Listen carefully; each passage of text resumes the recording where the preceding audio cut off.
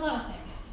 First of all, I am a woman, maybe you noticed. I'm very, very happy to be here today. I was asked to speak because I have a reputation in the theater for being a lot of things, along with being a woman with a confident voice. I know that we're here to, thank you. I love that. Thank you so much.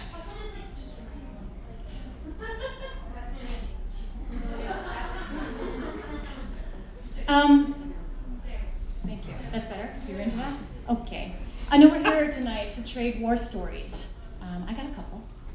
As the person who has helmed a production company as a solo female in the creative industry, once upon a time, a very well-known rental venue, had a misogynistic sound op who, while I was running tech an hour before the show, berated me in front of my cast full of Broadway professionals and embarrassed me for doing my job because I am a woman.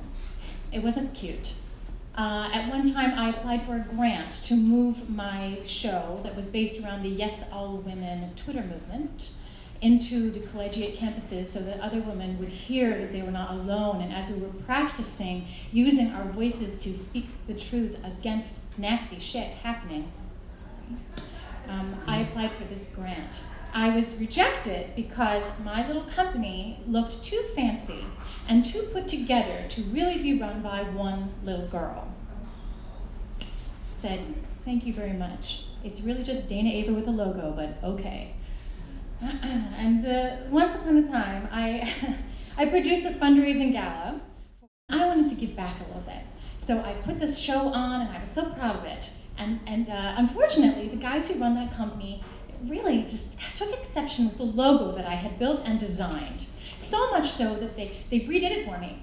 So gracious. Redid my whole program, redid my design, resuggested my logo, and begged me to pull what I had created and put up their work instead. They offered to pay me to redo the work. I said, thank you, boys, but my show, my logo. All of the war stories that I could tell you tonight come from generations before 45 got elected.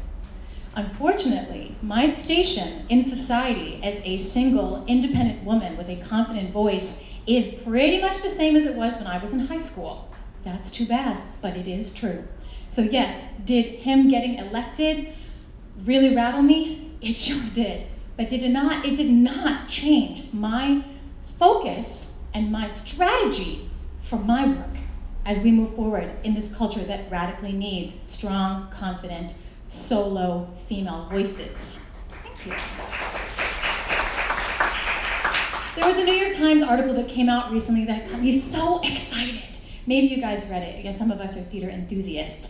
They recently rediscovered a song by one of the preeminent musical theater composers of socially conscious work and creation. Mind-blowing, long forgotten song was rediscovered.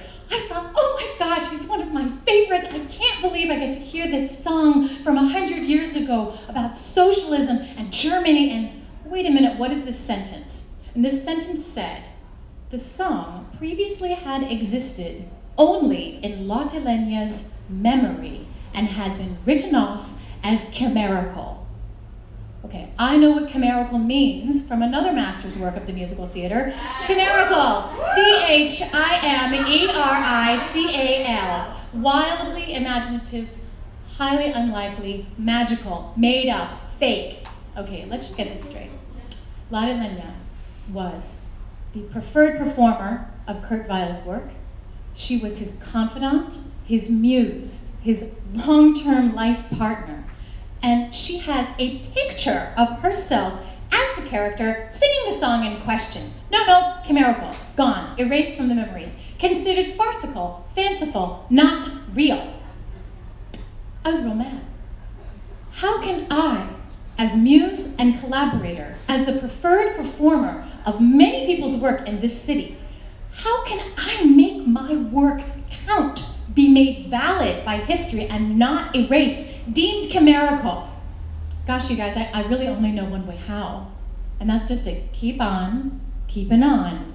up that hill, up this hill, this steep-ass hill that we have to fight as women. Okay, we know how to do it, but we can do it in heels, and so we shall, right?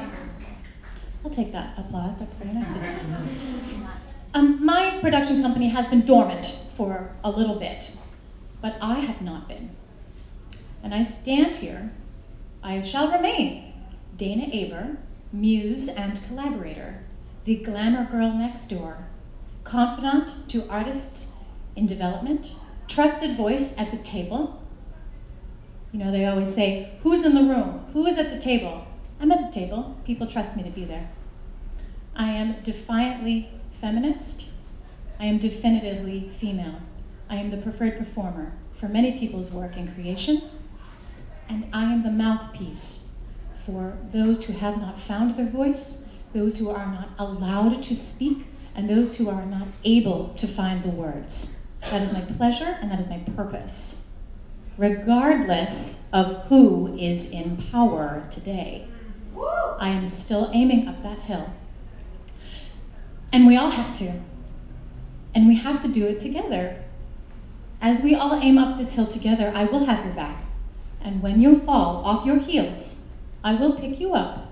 Because heading up that hill, I'm gonna tell you what, it's good for the glutes. Thank you very much.